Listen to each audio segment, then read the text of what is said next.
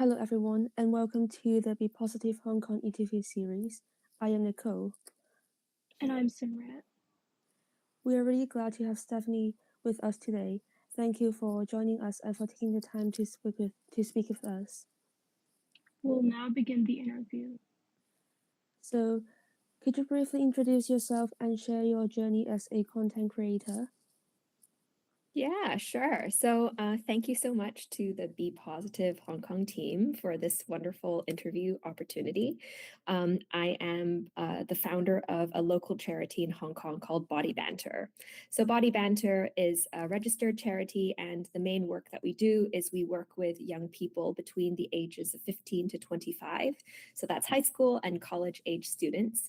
And we provide body image education. And the whole goal is to get young people to be curious and to be courageous as they talk about these topics that are often quite stigmatized in Hong Kong society. I started Body Banter when I was in college. Are you both in college? What is the general demographic of Be Positive? Give me a bit of an overview so I can also just see whether it's relatable. The experiences I'm sharing. Okay. We are mostly so some of us are in secondary school doing A levels or DSE, Nice, very and cool. some of us are in university. Oh, fantastic. Okay, so you will probably all be familiar with the student clubs and that you can join in high school and in college. And so Body Banter was just something that I thought would be a personal project when I first started it in my third year of college. And I really enjoyed running it because I had struggled with my own experiences with an eating disorder and body image struggles in high school. But growing up in Hong Kong had very little exposure to this kind of condition or these kinds of struggles. There weren't very many conversations going on around me at school. And if I had seen any kind of conversation go on in terms of like the media or online, it was usually quite negative. So people were portrayed in quite a negative light, which didn't give me a very good pathway to express myself when I did eventually start to experience these kinds of struggles and then eventually embark on a recovery journey from those struggles.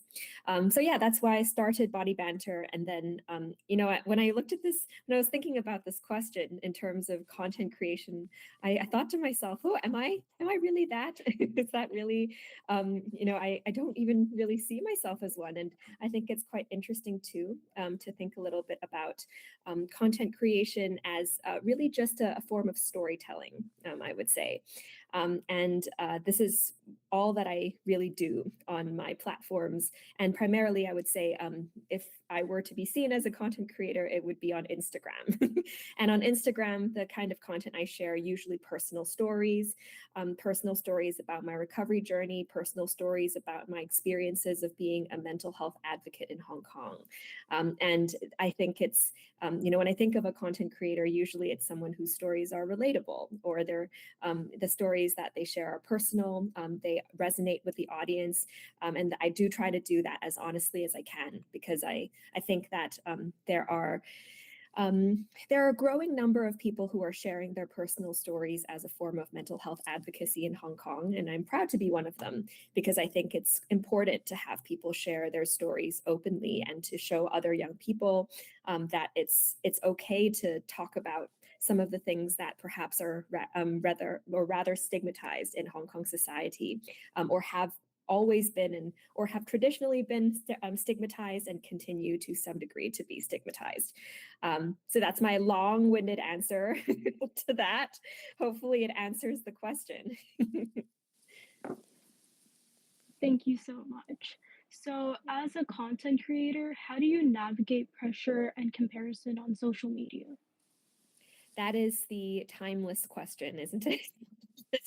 I think social media is, I always do like to say that it's a double-edged sword. It's not a good or a bad thing, although I would say a lot of times it does become quite a harmful thing because of how it does have an addictive quality to it if you start to use it as a form of comparison. I'm sure many young people can relate to that sentiment. But I think that, when just think about the ways that I used to see social media and the growth journey that I've gone through to navigate the kinds of pressures of specifically with comparison to other people, upwards comparison, being envious of other people on social media whose lives seem so much more interesting than mine, which I did a lot of during my teenage years and even well into my young adult years. But I think that as I started to, actually create content of my own and be a lot more privy to what actually goes on in the mind of someone who produces content more regularly, which I started to do, especially when I started to do more public facing work in my mental health advocacy career. I realized that everything is so incredibly curated.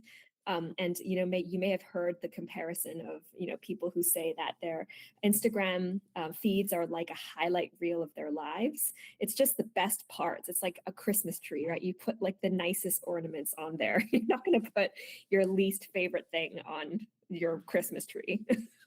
So I think about it like that, and it gives me a lot of it gives me peace of mind and makes me realize that there really isn't a standard of perfection that needs to be reached. It's only in your own mind that these standards are created. So yeah, I think that's the mentality I go into social media with, whether it's in terms of creating my own content or looking at other people's content.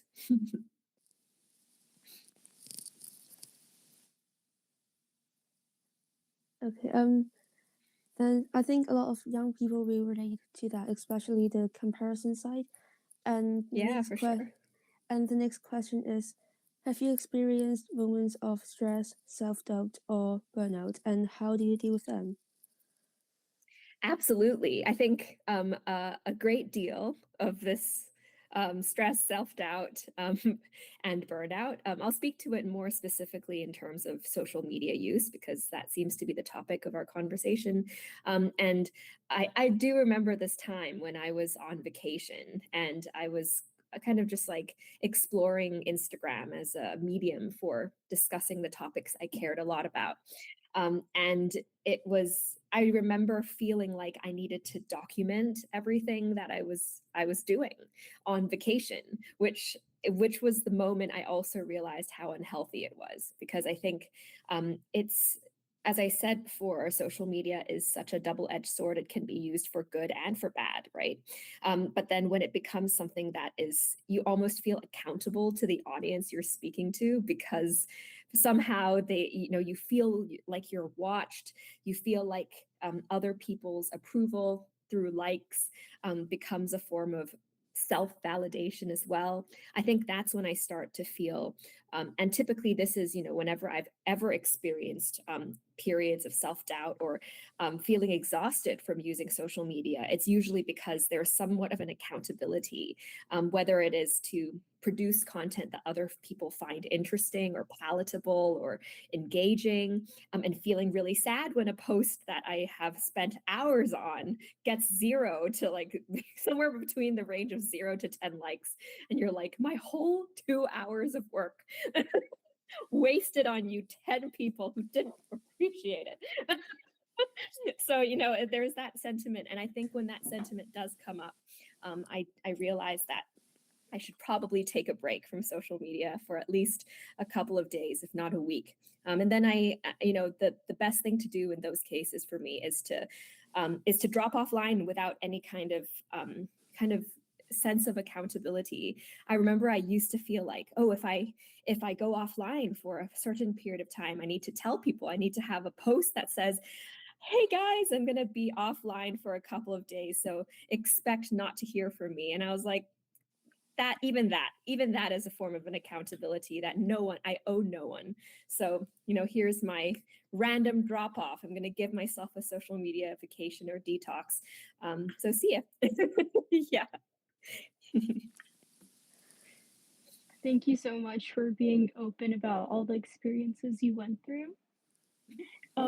What helps you maintain your mental well-being in such a public-facing career? Yeah, I think it's stuff that I've touched on a little bit It's about thinking about how to be present as possible in daily life, and not feeling like half of your life is online or half of your life is being watched. I think sometimes in the advocacy work, especially in the advocacy work that I do, it's very heavily centered on my own experiences, and I use my personal story with struggle as a key tool in conveying a relatable message to my audience.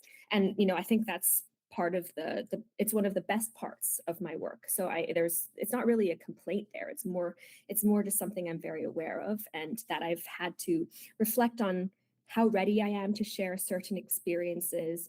Should I talk about this experience today if I'm already feeling kind of down?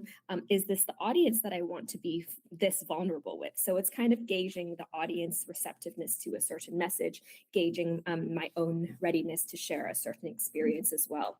But I think also, just like a very practical thing that I try to do sometimes, if it's I'm feeling particularly accountable to an online audience or a public audience, I just like to remind myself to have one moment that is not going to be, many more moments than one, ideally, but something that doesn't need to be posted or shared. So even if it's something that is very Instagrammable, like, if you see, sometimes I'll see a beautiful sunset and I'll just be like, so nice. I just want to take a picture of it or like share it with someone. And I'm like, I think it's particularly in those moments of just having your own space to enjoy a particular moment that was very memorable and that's very Instagrammable or capturable or however you want to put it.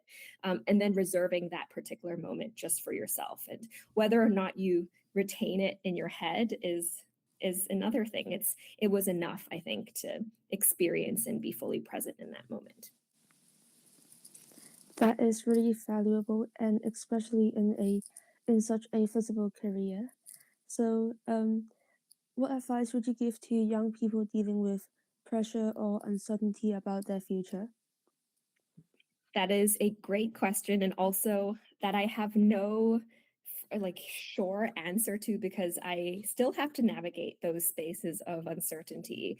But I think what I can offer is things that I do remind myself of and continue to do as my career it has been and continues to be uncertain because the entrepreneurial life and just trying to find the right place where my heart can be placed. And so I think I remind myself that uncertainty is the space of possibility, and it's the place where that feeling of fear or anxiety. It means you're trying something new, and that you have the opportunity in that particular space, like no other space that you'll ever be in your life, to explore a part of yourself that you otherwise would not have the opportunity to do. So I think a relatable, potentially relatable example for the Be Positive audience is that that experience of going to university. I remember when I went to university, I had studied my whole life in Hong Kong, all the way from kindergarten until the end of high school, and then I went to the U.S. for my undergraduate degree. And the degree of culture shock that I experienced it was mind-blowing to me. I was like, oh my gosh, I can't believe that, even though I had grown up in an international school, I still experienced this kind of big shock to my system, just because I'm in a different country and I'm getting used to new social norms and, cultural norms and expectations. But despite that very rough start in my university years, I had a very, very difficult freshman year of college. But it was also the time when I discovered Psychology 101. And I took Psychology 101 as my course in college. And that was the whole reason why I decided that psychology would be what would be the building block for the rest of my career. So, it was just that, who knows? It answers the space of uncertainty, I would say. It answers all the what if questions you entertain in your head anyway. And I think many young middle-aged, older people. Everyone has a 1 or 100 or 1,000 what if questions that they can answer, and it's only when we kind of sit in that those spaces of uncertainty that we can endeavor to answer them. Yeah. Yep, that's really powerful. If you could go back and tell your younger self one thing, what would it be?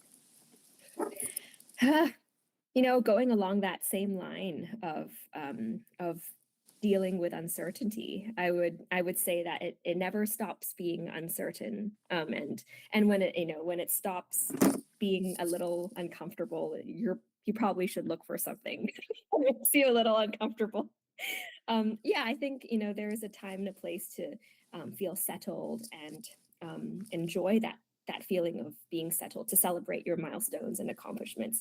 I would tell the restless younger self that to kind of look for those moments of being settled and of celebrating milestones, and also not be scared of having those pockets of uncertainty and discomfort, because ultimately that's kind of where the those like fluctuations in life, the ups and downs that bring you to bit more familiarity and comfort with yourself.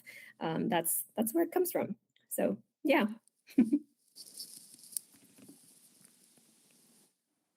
Thank you so much for joining us today and for sharing your experiences so openly. I'm sure many young people will find your insights really useful. We truly appreciate your time. Thank you so much, Nicole and Simrit. This was so Thank fun. you. Enjoyed Thank it. you. Thank you.